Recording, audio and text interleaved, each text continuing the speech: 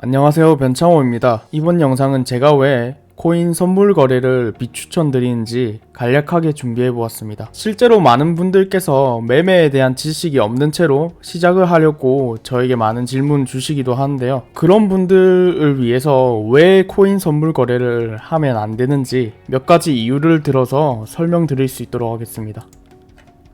일단 선물 거래란 파생 상품이라고 하거든요.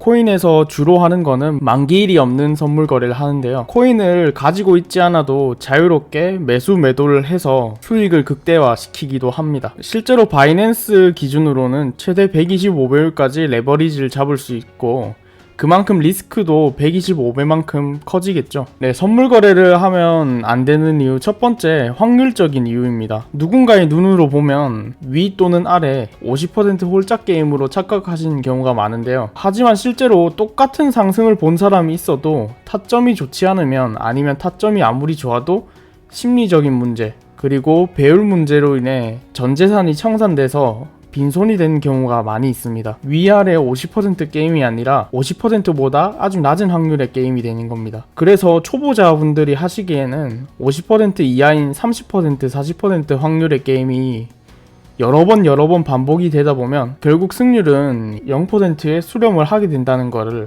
아실 수가 있습니다. 두 번째로는 수수료 측면인데요. 아래 바이빗 기준의 선물거래 수수료를 보시면 지정가로는 오히려 돈을 돌려받고 시장가로는 할인 혜택 적용 시에 0.06%가 되는데요. 수치만 보면 수수료가 되게 낮다고 생각을 하시는 경우가 많아요. 레버리지 10배, 20배 이렇게 높게 쓰면서 거래가 많이 잦아지면 이미 내 시드의 상당량은 거래소가 가져갔다라는 걸 볼 수가 있습니다. 선물 거래소들의 거래량을 유추해보면 선물 거래소로 입금되는 상당수의 시드가 거래소 주머니로 들어간다는 걸 유추해 볼 수가 있는데요. 여러 가지 계산법에 의해 거래소가 챙기는 건 몇 퍼센트 정도다 추측하시는 분들이 많은데요. 추측 방법마다 편차는 있겠지만 높게 추리하신 분들은 40% 가까이 거래소가 가져간다라고 추측하시는 분들도 있습니다. 수수료에 시드가 야금야금 갉아먹어지게 되면 만약에 손실을 봤을 때 복구에 필요한 수익률이 조금씩 차이가 나게 되면서 나중에는 복구할 수 없는 큰 갭을 유발시킨다는 것을 알 수 있습니다. 세 번째로 경험적인 이유인데요. 저도 처음에 청산을 당해서 빈손이 돼보기 전에는 누구든 공부를 하면 잘할 수 있겠지 이렇게 생각을 했었어요.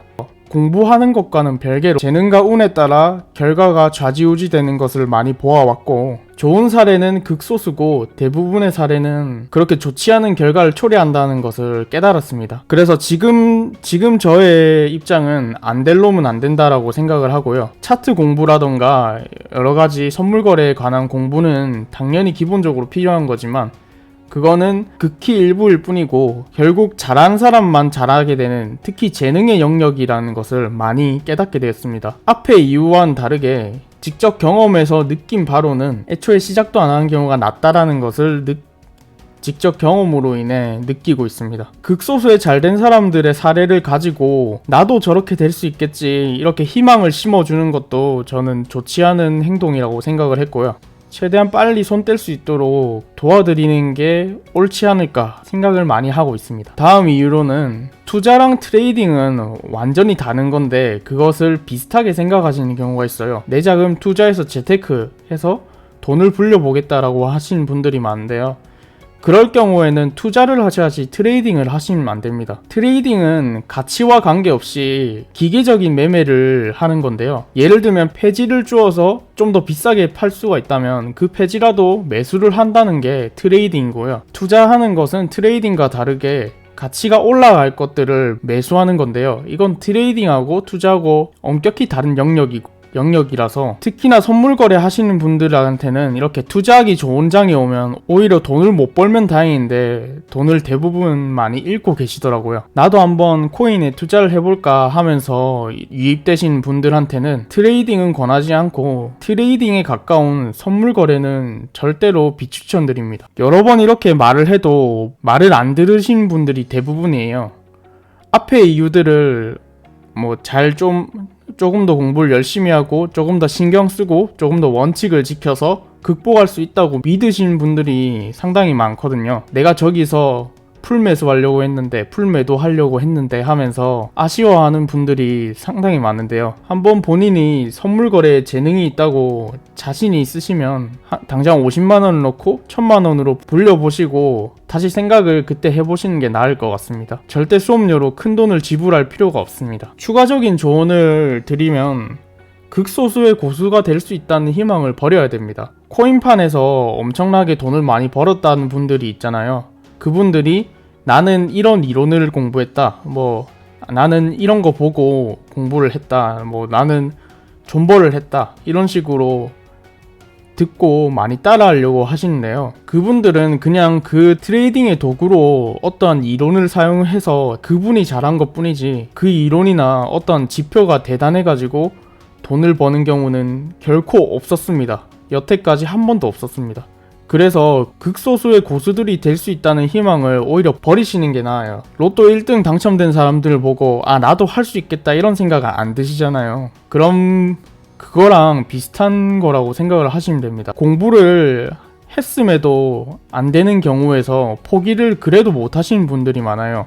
본인이 이미 잃은 게 많기 때문이겠죠. 하지만 거기서 재능이 없다는 것을 인정하고 되돌릴 수 있을 때 트레이딩을 접으시는 걸 추천드립니다. 그리고 선물거래 리딩방을 절대로 믿으시면 안 돼요. 지금 같은 상승장에서 수익이 날 수 있는 것들인데 지금 수익을 자랑을 하는 리딩방에 혹해서 들어가시게 되면 횡보나 하락장에서 많이 피보시는 분들을 많이 봤습니다. 그런 곳에 현혹되지 말고 혼자 하시는 걸 추천드립니다.